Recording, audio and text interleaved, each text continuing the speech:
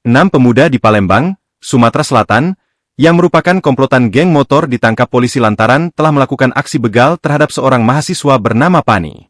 Direktur Reserse Kriminal Umum Polda Sumsel Kombes Pol Johannes Bangun mengatakan, aksi begal yang dilakukan kelompok itu berlangsung pada Selasa, 10 Juni 2025, di Jalan Perjuangan, Kelurahan Sukajaya, Kecamatan Sukarami, Kota Palembang.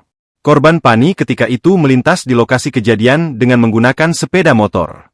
Namun, ia mendadak diberhentikan oleh 10 orang yang merupakan komplotan pelaku.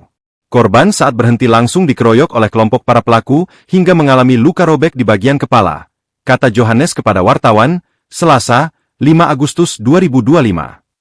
Setelah dikeroyok, handphone korban kemudian dirampas oleh pelaku.